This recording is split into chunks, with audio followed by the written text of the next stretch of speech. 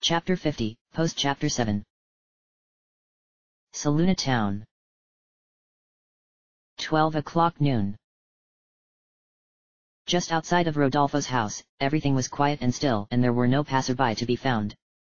And then out of nowhere, there came a blinding flash as Mario's party suddenly appeared, crying out in shock as they were unceremoniously dumped in the middle of the street. Ow! What in the... What just happened? Mario groaned, lying sprawled on the ground with Stubba on his back. He lifted his head up and looked around. We're back in Saluna Town. Well, that's a relief. But how? Asked Dolia as she sat up, looking astonished. We were just back in King Shroud's fortress, and then... What happened? As Mario sat up and Stubba rolled off his back, he realized that the last thing they had seen before winding up here was the Sun Soul. It had been glowing so brightly that it had suddenly grown blinding. He grinned. It was the Sun Soul, he said confidently. Ha! Didn't I tell you guys? All this time we had nothing to worry about. Maisie gave him a smirk. As I recall, you were just as scared as the rest of us, Mario. Yeah, well. Before anyone could say any more, the door to Rodolfo's house was thrown open and the Thugan stuck his head out, Luigi and Toadsworth peering over his shoulder. Mario! He cried in astonishment. Where on earth have you been? What happened just now? You go storming out of the house and the next thing I know you've vanished. And now you suddenly appear back here without so much as a... Whoa, whoa. Take it easy, Rodolfo. Mario said with a smile, picking himself up along with his partners. Look, I'm sorry if I was being rash back there. But everything's fine now. Fine? Toadsworth repeated, suddenly looking furious and shoving Rodolfo out of the way. Good sir, everything is most certainly not fine. Judging by her absence from your party, Princess Peach is still in terrible danger. Yes, well. I think we have a way of fixing that now.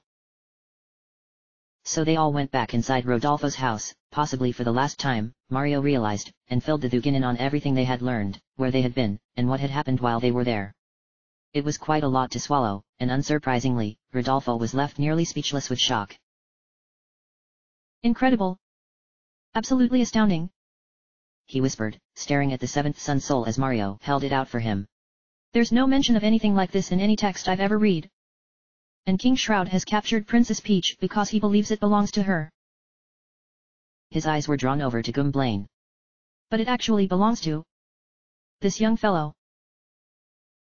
Gwynplaine smiled a little. Yeah, I guess. Definitely didn't see that one coming. Mario. Do you realize what this means? Rodolfo cried, throwing his arms up as he tended to do during times like this. All this time, the Master of Day has been among us and we had no idea. With him and the 6 Guardians of Day on our side, why, there's nothing we can't accomplish. That fool King Shroud has no idea what he's gotten into. He chuckled. Oh, what I wouldn't give to see the look on his face when he finds out. So what's the game plan now, big bro? Luigi asked excitedly. I mean, now that you have all the Sun Souls and stuff, what's going to happen? Well, if everything goes like we planned. We go to the Temple of the Sun, beat the bad guy, rescue Peach, and save the world. Shouldn't be too hard. I hope. Yeah. Just one little problem, Hanner spoke up. Isn't the Temple of the Sun in a whole other dimension or something? How are we even gonna get there? The confident smile quickly fell from Mario's face.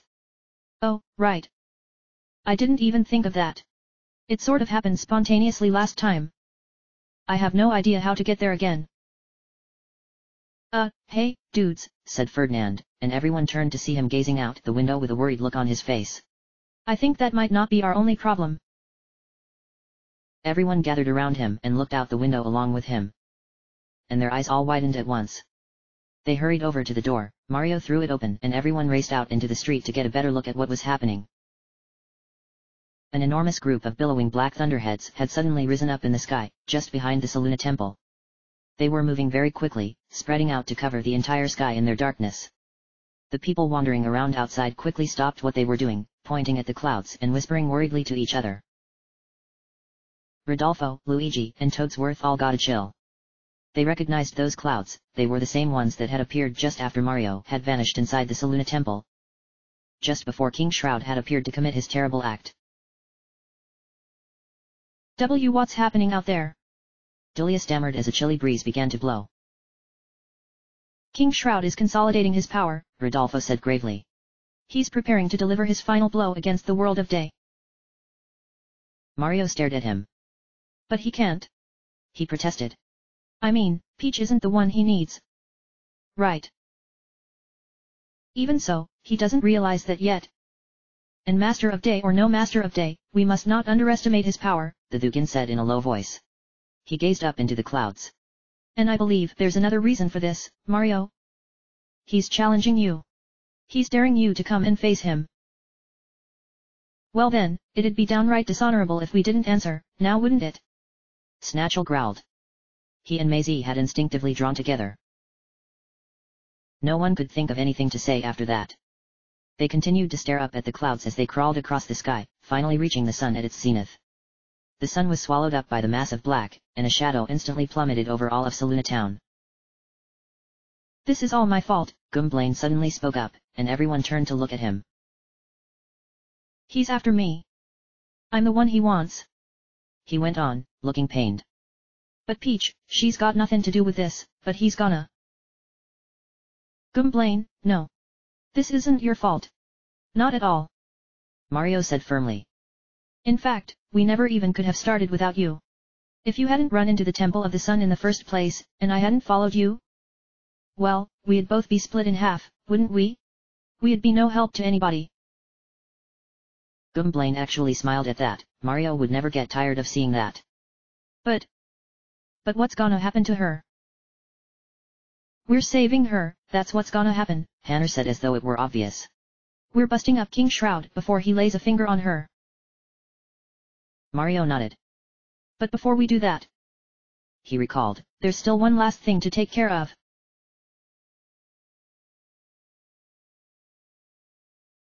Most of the townspeople had hurried inside at the sight of the foreboding clouds, meaning the relaxing area with the park benches was deserted when Mario and the others arrived. We've still got 2 more Lumas to set free. And something tells me that if we want to beat Shroud, we all have to be as strong as possible, said Mario as they all walked over to the star pedestal. Maisie and Ferdinand quickly stepped forward as he brought the Lumas out. One after another they were placed on the pedestal, and one after another his last 2 partners were upgraded. Maisie was upgraded to Ultra rank.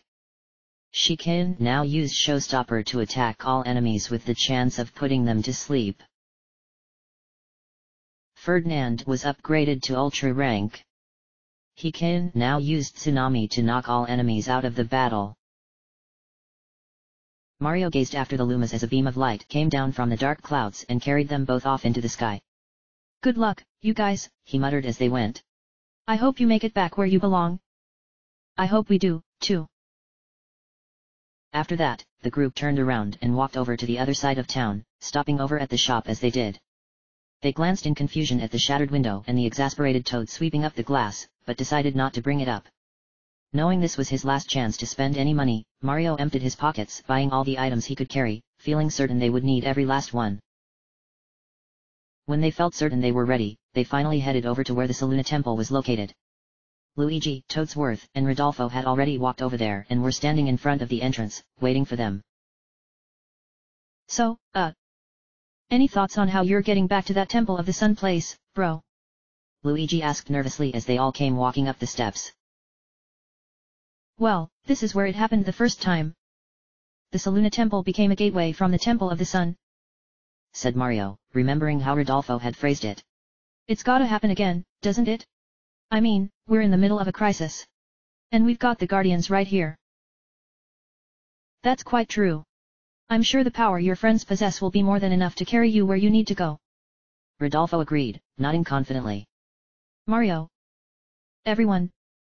I realize this may not be the ideal time, but I must thank you for everything you've done. It was pure luck that you came to us during this horrible time. If anyone can put an end to Shroud and right this wrong, I'm certain you can. Mario smiled. Well, we couldn't have made it this far without you, Rodolfo. You're the biggest help we could ask for.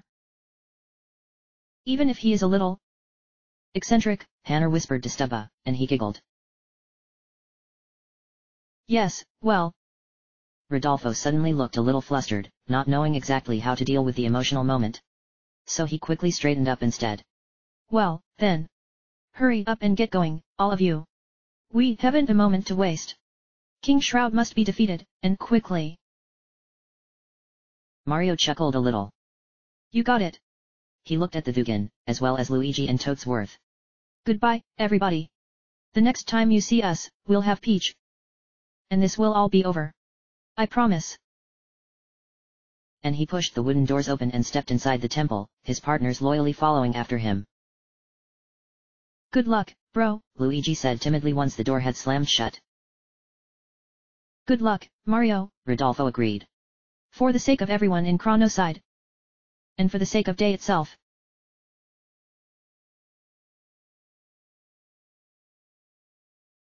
Inside the Saluna temple, it was dark and deserted as always. Once his eyes adjusted to the darkness, Mario noticed the spiral staircase he had gone up the first time.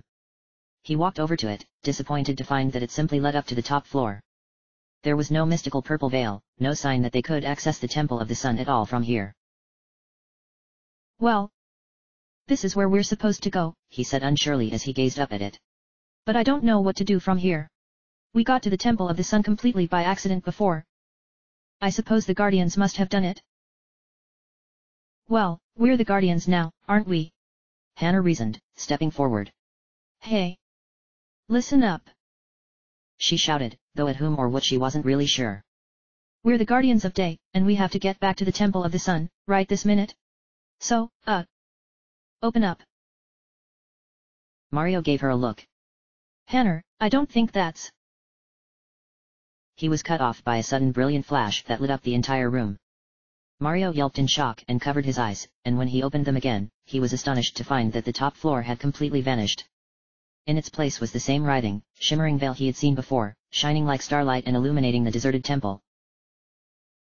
There was no doubt in anyone's mind where it led. Wow! I can't believe that actually worked. Hannah said sheepishly as they all stared. And that wasn't all that happened. Mario didn't know if it was because of the sudden appearance of the veil, or if it was just the right time, but all of a sudden all 7 of his partner's sun souls began to glow. They all blinked and examined them in surprise as they realized what was happening. And then they began to glow as well, followed by Mario himself. What in they? Mario muttered as his partners all rose several inches off the ground, floating as though they were suspended in water, looking completely astonished. A shining wind that was made of light wound its way around the group, glowing a pure yellow and giving off sparkles as it slowly spiraled up and up. As Mario stared at the beautiful sight, he suddenly became aware of an incredible strength flooding into him. And from the looks on his partners' faces, they all felt it too. Mario's star power is now 8. With all his partners' help, he can now use the special move, Break of Day. Oh, wow! Stubba marveled as they all suddenly stopped glowing and lowered to the ground. I feel so much stronger now. That's so cool. He spun around and got a good look at himself. I feel stronger too, Delia agreed, looking down at herself in awe. What just happened to us? That must be what Rodolfo was talking about, Mario realized. He said we'd need all the Guardians. And the Master, I suppose? For you guys to gain your true power. He smiled. And this must be it. Now we have the power to beat Shroud. Well, then, what are we chilling out here for, dudes? Said Ferdinand, flapping his arms eagerly. We should get in there and bust some heads, right, man? Mario hesitated. Well, yeah. I suppose we had better. Suddenly he realized exactly what they were about to do, and he felt a lump growing in his throat. He couldn't believe they had all come so far. And now here they were, at the very end. He knew he had to say something, but he had no words. What could he possibly say to express how much his friends had done for him during this adventure? Guys, listen. All of you. He was shaking as he faced his partners. I don't know what's going to happen over there, but I have to tell you right now. I couldn't have picked a better group of Guardians if I tried, he said earnestly, his voice heavy with emotion. It's been such an honor being with all of you. I don't know how I could have. He trailed off as his voice broke. Oh, geez. Allow me, partner, said Snatchel, patting him on the shoulder and turning to the others. All right fellers, now listen up. This King Shroud's got it in his head that he can have his way with this here world, and there ain't nobody man enough to stop him. Well, you know what I say to that? I say he ain't never dealt with the likes of us before. I ain't never worked with such fine fellers my whole life. So are we gonna stand back and let that old sidewinder do whatever he dang well pleases, or are we gonna give him the biggest beatdown he's ever had? Yeah. All the other partners cheered and threw their fists in the air, presumably agreeing with the second option. Mario just shook his head and grinned. Well, you all heard him. Let's get up there and do what we came here to do. Yeah. Let's go. Stubba cheered, leading the charge as he raced up the stairs and vanished through the veil without even hesitating. The others excitedly followed after him one by one, until finally the only ones who remained were Mario and Gwynplaine. They briefly paused in front of the veil, remembering what had happened last time. I don't know what's gonna happen once we're in there, the Goomba said quietly. Neither do I. None of us do. But whatever does happen. Mario looked at him reassuringly. We'll be together. And they stepped through the veil, and then they were gone.